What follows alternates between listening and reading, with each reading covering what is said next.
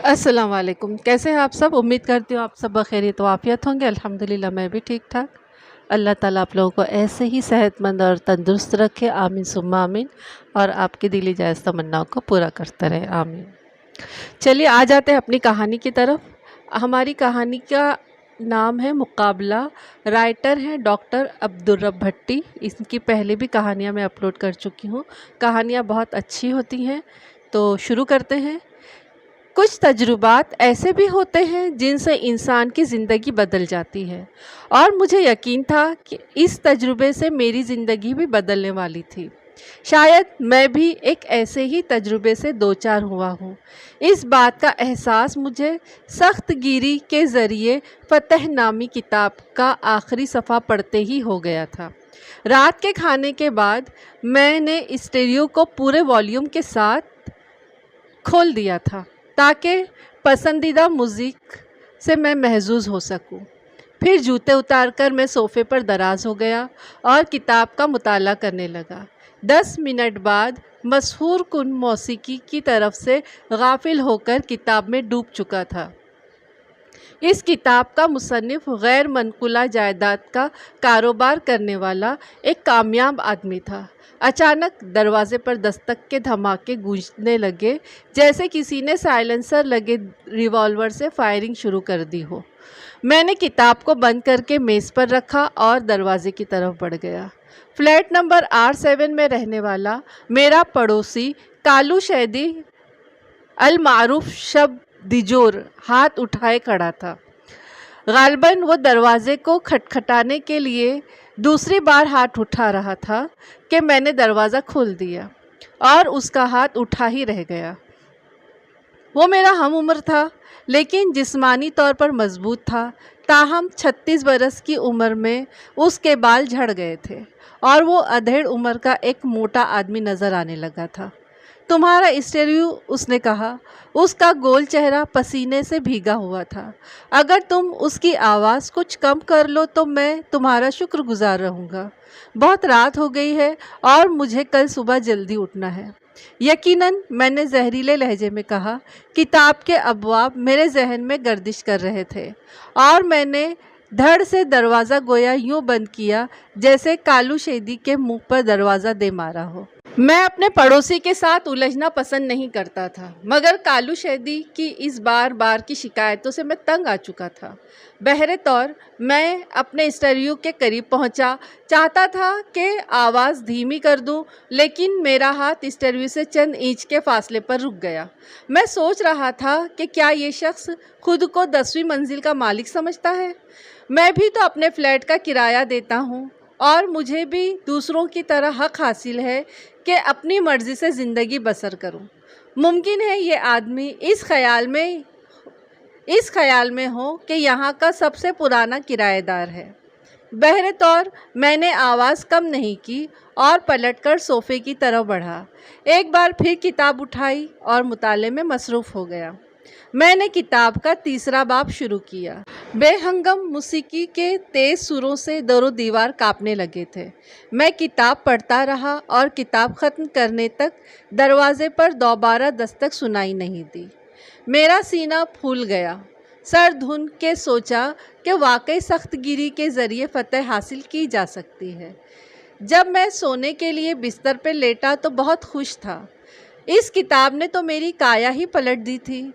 इस किताब ने ये खुशगवार तब्दीली ज़िंदगी के बहुत मुनासिब वक्फे में पैदा कर दी थी। दर हकीकत मैं महकमा सेहत में इस्टेब्लिशमेंट ब्रांच में सीनियर क्लर्क था और ऑफिस सुपरिटेंडेंट की सीट हासिल करने की जद्दोजहद कर रहा था, और इस सिलसिले में मीर मोहम्मद मेरा सख्त हरीफ था, जबकि इंतज़ामिया गौर कर रही थी कि हम दोनों में से इस सीट के लिए कौन मौजू साबित होगा। मेरी कामयाबी यकीनी नहीं थी और मैं बड़ी हद तक बददिल हो गया था, लेकिन इस तब्दीली के बाद मैं अपनी खोई हुई खुद एतमादी को बहाल करने में कामयाब हो गया था। सुबह बखैर। उस रोज़ मेरे हरीफ मीर मोहम्मद ने ऑफिस के कॉरिडोर में दाखिल होते हुए कहा, मगर मैंने कोई जवाब नहीं दिया। میں سوچ رہا تھا کہ اسے الجھن میں مبتلا رہنے دیا جائے، کم از کم اسے میری اہمیت کا احساس تو ہو جائے گا۔ جب میں اور وہ کوریڈور کے سرے پر پہنچ کر جدا ہونے لگے تو میں نے اپنے حریف کے چہرے پر الجھن کے تاثرات دیکھے تھے۔ میں نے دل ہی دل میں خوشی کا نعرہ لگایا۔ کتاب کے دوسرے باب میں حریف کی پہلی لڑکھڑاہٹ کے بارے میں جو کچھ لکھا تھا وہ بالکل ایسا ہی تھا۔ دوپہر کے وقت میں کھانے کے لیے فوراً ہی نہیں اٹھا بلکہ اپنی سیٹ پر بیٹھا رہا حتیٰ کہ میر محمد چلا گیا۔ اس کے بعد میں اس ریسٹورنٹ میں گیا جہاں میر محمد دوپہر کے کھانے کے لیے جاتا تھا۔ میں نے اپنے حریف کے قریب سے گزرتے وقت سرسری انداز میں ہاتھ لہرایا اور آگے بڑھ گیا۔ میرا رخ ریسٹوران کے اس حصے کی طرف تھا جہاں نسبتاً مہنگا کھانا ملتا تھا اور میر محمد اسے دیکھ بھی سکتا تھا۔ میں نے اپنے لیے مٹن کڑھائی، نان اور چکن بریانی کا آرڈر دیا اور پھر کولڈ ڈرنک منگوا کر پینے لگا۔ ساتھ ہی میں کن اکھیوں سے میر محمد کی طرف دیکھ رہا تھا۔ مجھے تسلی ہو گئی کہ وہ میری طرف ہی دیکھ رہا تھا۔ پھر میں بار بار اپنی دستی گھڑی کی طرف اس انداز سے دیکھنے لگا جیسے مجھے کسی کا انتظار ہو۔ مجھے معلوم تھا کہ 1:30 بجے میر محمد نے ٹریزری آفس جانا تھا اور اسے یہ معلوم نہیں ہو سکے گا کہ میں کس کا انتظار کر رہا تھا۔ بہرے طور میں سوچ رہا تھا کہ جب میر محمد چلا جائے گا تو میں کم خرچ والے حصے کی طرف جا کر دوپہر کا کھانا زہر مار کر لوں گا۔ وہاں رش زیادہ تھا۔ یہاں کا ویٹر مجھے غائب پا کر خود ہی اپنا سا منہ لے کر رہ جائے گا۔ میں جانتا تھا کہ ہیوی لنچ کے آرڈر کے پورا ہونے میں نصف گھنٹہ تو لگتا ہی تھا۔ میں یہ بھی جانتا تھا کہ میر محمد نے کم از کم وہ کتاب نہیں پڑھی تھی جس کا مطالعہ میں نے کیا تھا۔ بہرے طور وہ اٹھا اور میری طرف بڑھا۔ وہ مسکرا رہا تھا لیکن میں محتاط رہا۔ میں اس کی مسکراہٹ کا جواب مسکراہٹ سے نہیں دینا چاہتا تھا۔ عزیز، میر محمد نے کشادہ مسکراہٹ کے ساتھ کہا، تمہیں کس کا انتظار ہے؟ اوہ ہاں، ایک دوست کا۔ تم نے آج آفس میں مجھ سے بات تک نہیں کی۔ مجھے امید ہے کہ کوئی ایسی ویسی بات تو ہوئی نہیں ہوگی۔ نہیں، غالباً میں آج کچھ زیادہ ہی مصروف رہا تھا۔ یہ کوئی اچھی عادت نہیں ہے، میں نے سوچا۔ وہ کھڑا ہے اور میں بیٹھا رہوں، لہٰذا میں بھی کھڑا ہو گیا۔ کیا تم جا رہے ہو؟ غالباً تمہارا خیال درست ہے۔ میں نے دانستہ میر محمد کی ٹائی پر نگاہ گاڑ دی۔ وہاں سالن کا دھبا لگا ہوا تھا۔ یوں محسوس ہوتا تھا جیسے میر محمد کو اس بات کا علم نہیں تھا یا پھر ممکن ہے وہ بے پرواہی کا مظاہرہ کر رہا ہے۔ اور تمہارے اس دوست کا کیا ہوگا جس کا تم ابھی بیٹھے انتظار کر رہے تھے؟ وہ پھر کسی وقت ملاقات کے لیے آ سکتا ہے، میں نے اس سے کہا اور کولڈ ڈرنک ختم کر کے ہونٹوں کو رومال سے پوچھا اور بولا، دفتر میں تم سے ملاقات ہوگی۔ اور میں پھر میر محمد سے پہلے ہی ریسٹورانٹ سے نکل گیا۔ تاہم ہم دونوں آگے پیچھے چلتے ہوئے پارکنگ کی طرف بڑھے جہاں میں نے اپنی کار میر محمد کی گاڑی کے قریب ہی کھڑی کی تھی۔ میری گاڑی نئی تھی اور میں نے حال ہی میں اس پر رنگ لگوایا تھا۔ پالش چمک رہی تھی۔ میں نے میر محمد سے مخاطب کیے بغیر دروازہ کھولا اور اپنی چمکدار سوزوکی مہران میں بیٹھ گیا۔ گیٹ کی طرف ڈرائیو کرتے وقت میں نے میر محمد کی طرف نگاہ اٹھا کر بھی نہیں دیکھا تھا۔ میں دل ہی دل میں خوش ہو رہا تھا کہ کار کے معاملے میں تو اپنے حریف سے ممتاز تھا۔ اس شام جب میں اپنے فلیٹ کے دروازے پر پہنچا تو میرا پڑوسی کالو شہدی المعروف شب دیجور اپنے دروازے سے سلوٹے پڑے ہوئے کوٹ کے بٹن بند کرتا ہوا باہر نکلا۔ اس نے کن اکھیوں سے میری طرف دیکھا اور کچھ کہے بغیر تیز تیز چلتا ہوا لفٹ کی طرف بڑھ گیا۔ اس رات میں نے کتاب مذکورہ کے 3 باب کا ایک بار پھر مطالعہ کیا۔ اس بار بھی مصنف کی مؤثر اور سادہ زبانی نے مجھے متاثر کیا۔ واقعی اس کتاب کی تو ہر بات قابل عمل تھی۔ میں نے کتاب میں دی گئی ہدایت کے مطابق میر محمد کے ساتھ جو رویہ اختیار کیا تھا وہ یقیناً اثر انداز ہوا تھا۔ کتاب میں یہ بھی لکھا تھا کہ بعض اوقات کسی تکنیک کے اثرات ذرا دیر سے ظاہر ہوتے ہیں، لیکن اس لمحے صورتحال نے مجھے غصہ دلا دیا۔ میرے کانوں سے اپنے پڑوسی کالو شیدی کی واپسی کی آہٹیں ٹکرا رہی تھی۔ میں نے اسٹیریو کا والیوم بڑھا دیا اور سوچنے لگا کہ کیا اس کتاب کی تکنیک کالو شیدی جیسے پڑوسیوں پر بھی مؤثر انداز میں آزمائی جا سکتی ہے۔ میں جانتا تھا کہ داخلی طور پر سب کے سب یکساں ذہنیت کے مالک ہوتے ہیں۔ میں اس رات اطمینان کی نیند سویا کیونکہ ہر طرح سے مطمئن تھا کہ منزل مقصود کے قریب پہنچ چکا تھا۔ اگلے روز میں نے دفتر میں کتاب کے چند اصولوں کو آزمانے کی کوشش کی، جہاں EDOH یونیسیف سے ملنے والے ایک نئے ہیلتھ پروجیکٹ سے متعلق ہم دونوں امیدواروں کے لیے ہدایت دینے والا تھا۔ اس پروجیکٹ میں کافی فنڈ ملنے کی توقع تھی اور یہ بات میرے علم میں تھی۔ ایریا مینیجنگ انچارج میٹنگ میں ابھی تک پہنچا نہیں تھا، جبکہ میں نے میر محمد کی دعوت کو رد کرتے ہوئے بیٹھنے سے انکار کر دیا تھا۔ میں بیٹھنے کے بجائے آہستہ آہستہ ٹہلنے لگا اور کبھی کبھی کن اکھیوں سے میر محمد کی طرف بھی دیکھ لیتا تھا۔ میر محمد پرسکون نظر آنے کی کوشش کر رہا تھا۔ میرا خیال ہے، میر محمد نے کہنا چاہا، ہمیں مزید اخراجات بڑھائے بغیر ایک ایسی صورتحال پیدا کرنا چاہیے جس سے میں کئی امکانی باتوں پر غور کر چکا ہوں۔ میں نے دانستہ اتنی دھیمی آواز میں کہا کہ میر محمد کو کچھ سنائی نہ دے۔ کیا تم ذرا بلند آواز میں نہیں بول سکتے مسٹر عزیز بیگ؟ میر محمد نے درخواست کی۔ میرا جسم غصے کی سرد لہر سے کانپ گیا۔ میں سوچ رہا تھا کہ میرا حریف مجھے پاگل کر دینا چاہتا ہے۔ میں جواباً یہ چاہتا تھا کہ میر محمد مجھ سے نفرت کرنے لگے اور اس طرح خوف زدہ ہو جائے کہ میرے سامنے سر اٹھانے کی بھی ہمت نہ کر سکے۔ جب ایریا انچارج دفتر میں داخل ہوا تو میں نے اس کا استقبال کیا، لیکن انداز میرا ایسا ہی تھا جیسے میں خود کو نووارد کا ہم مرتبہ خیال کرتا ہوں۔ یہ تکنیک کتاب کے 9ویں باب میں لکھی ہوئی تھی۔ میں نے تکنیک پر عمل کیا، لیکن یوں محسوس ہوتا تھا جیسے ایریا انچارج نے میری بات کی طرف کوئی خاص توجہ نہیں دی۔ انچارج ہدایت دے رہا تھا تو میری نظر میر محمد پر جمی ہوئی تھی، جو اب واقعی حیران نظر آ رہا تھا۔ میرے رویے نے اسے الجھن میں ڈال دیا تھا۔ عزیز معاون انچارج سہیل احمد نے میری طرف دیکھا۔ کیا تم سن رہے ہو؟ ہاں جناب، یقیناً، میں نے فوراً جواب دیا۔ بیک وقت حریف کو گھورنے اور سننے کے عمل پر توجہ دینا بہت مشکل کام تھا۔ میں سوچنے لگا کہ شاید میں نے آئینے کے سامنے کھڑے ہو کر زیادہ محنت نہیں کی، ورنہ یہ مشق اس الجھن کو دور کر سکتی تھی۔ مجھے محسوس ہوا کہ میر محمد مسکرا رہا ہے۔ نا امیدی نے میرے دل کو آہنی پنجے کی طرح مٹھی میں لے لیا۔ اس دن میں کام نہیں کر سکا، اس لیے سارا کام گھر پر لیتا گیا۔ شام کا بیشتر حصہ ضروری مائکرو پلاننگ پر سوچ بچار کرتے ہوئے گزر گیا۔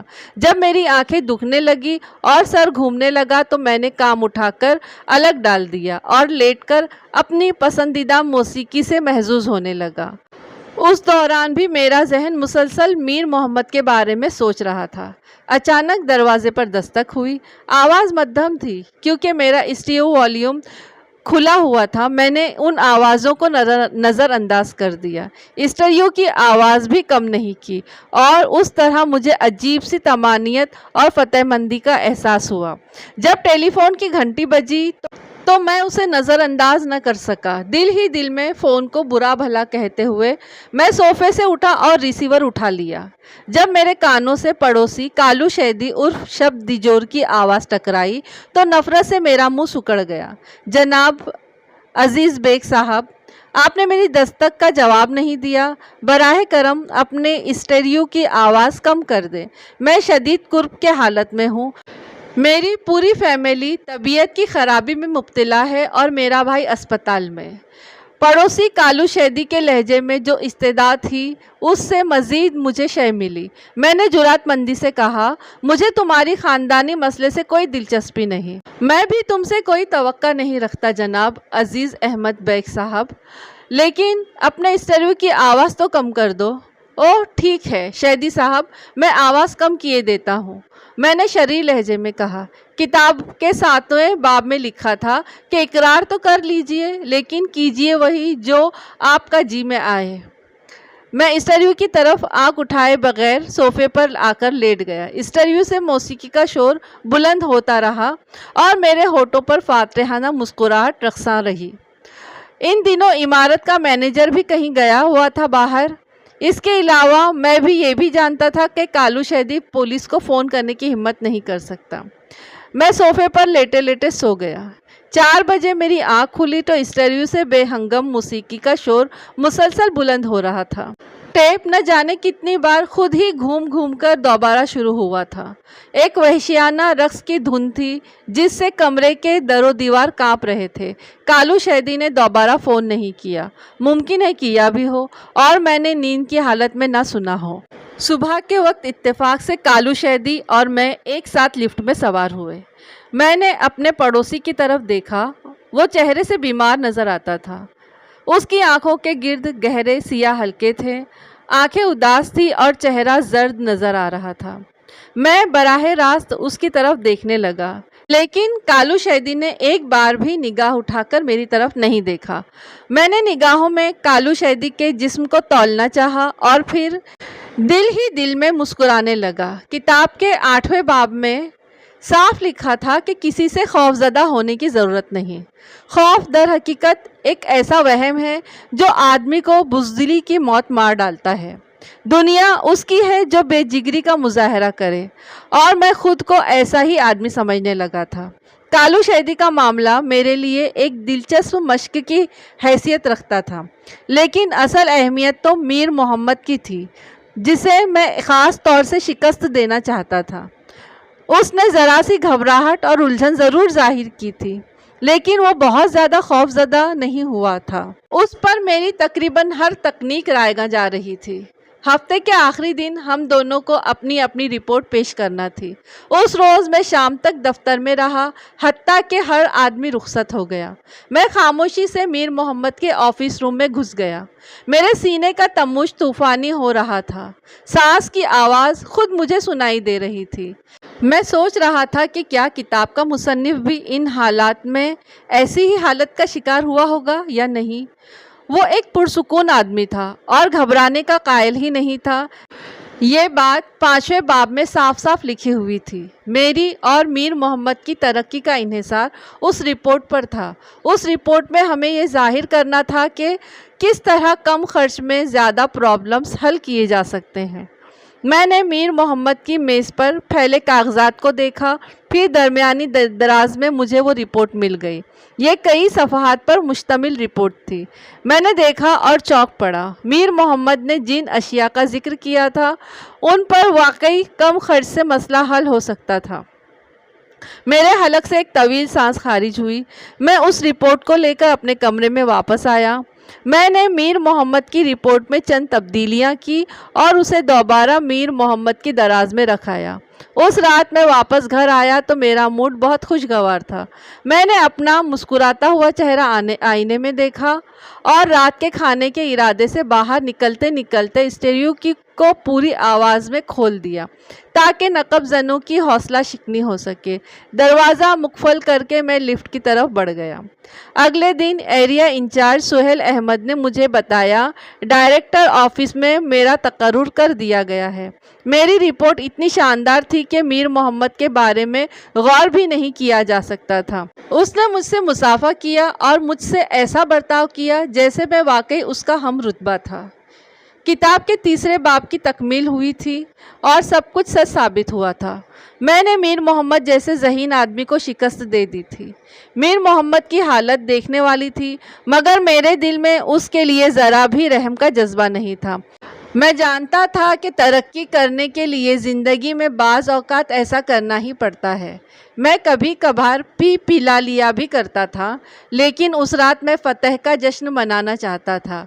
घर से करीब ही एक नीम तारीख सी बैठक थी जहाँ मैं कभी कभी अपने दोस्तों के साथ जाया करता था। मैं वहीं चला गया और खूब चहक कर शराब पी। तन्हा था इसलिए कुछ ज़्यादा ही चढ़ा गया। जब मैं घर वापस आया तो मुझे एहसास हुआ कि मैंने ज़रूरत से कहीं ज़्यादा पी ली है। मैंने देखा कि हॉल के कमरे के कालीन पर कांच के कुछ टुकड़े पड़े हुए हैं। ये बात मैंने कुफ्ल में चाबी घुमाते ही महसूस कर ली थी। अंदर दाखिल होते वक्त मैं लड़खड़ा गया। नशे से मेरी हालत तबाह थी। मैंने आंखें फाड़ फाड़ कर देखा कि मेरे स्टेरियो का कीमती कैबिनेट तबाह हो चुका था। टेप का फीता पूरे कमरे में फैला हुआ था। कीमती मेज के कई टुकड़े हो चुके थे और कमरा किसी कबाड़ी की दुकान की तरह नजर आ रहा था। मेरा सारा नशा हिरन हो गया और मेरी मुट्ठियां सख्ती से भींच गई। मेरे पास इसके अलावा कोई दूसरा हल नहीं था। मान उकुब से माजरत खावाना आवाज़ सुनाई दी। मैंने चौंक कर पलट कर देखा। दोनों हाथ गोद में रखे मेरा पड़ोसी कालू शैदी उर्फ शब दिजोर सोफे पर बैठा हुआ था। मैं ऐसा नहीं करना चाहता था, उसने फिर कहा। मेरा पूरा घर बीमार पड़ा हुआ है। तुमने मुझे मजबूर कर दिया कि मैं तुमसे नफ़रत करूं। तुम ये चाहते थे कि मैं तुमसे खौफज़दा हो जाऊं। मारे गैज़ व गज़ब के मेरा चेहरा सुर्ख होने लगा। मैं घूंसा तान कर आगे बढ़ा। तुमको इस नुकसान की रकम अदा करनी पड़ेगी। मैं तुम्हें नहीं छोड़ूंगा। मुझे अफसोस है, अदायगी तुम्हें करना पड़ेगी अजीज़ बेग साहब। ये कहकर कालू शैदी कुर्सी से उठा और वही कुल्हाड़ा उठा लिया जिससे उसने कमरे के एक एक चीज़ को तोड़ डाला था। ये कुल्हाड़ा उसने गली में लगे हुए आग बुझाने के सामान से उठाया था। जब कुल्हाड़ा कालू शैदी के सर से बुलंद होकर हवा को चीरता हुआ मेरी खोपड़ी की तरफ गिर रहा था, तो मेरे जहन में सिर्फ एक ही बात थी कि किताब के मुसन्निफ ने फ़िक्र अमल में तजाद के मर्ज़ पर कुछ लिखा था या नहीं। बस इतनी थी कहानी। किसी की लिखी हुई किताब पर अमल करके ज़िंदगी गुजारने चले थे साहब। दूसरों को कमतर समझने लगे थे, लेकिन आखिर में ख़ुद के लिए इतना भी वक्त नहीं मिला कि अपने लिए कुछ कर सके। इसीलिए कभी किसी को कमतर नहीं समझना चाहिए। सब अपने अपने दर्जे पर बराबर अल्लाह ताला ने फिट किए हुए हैं। तो मिलते हैं अगली कहानी के साथ। मुझे दुआ में याद रखिए, अपना खूब ख्याल रखिए, लाइक करिए, कमेंट्स लिखिए, नए पुराने सारे लोग सब्सक्राइब करिए। अस्सलाम वालेकुम, अल्लाह हाफिज़।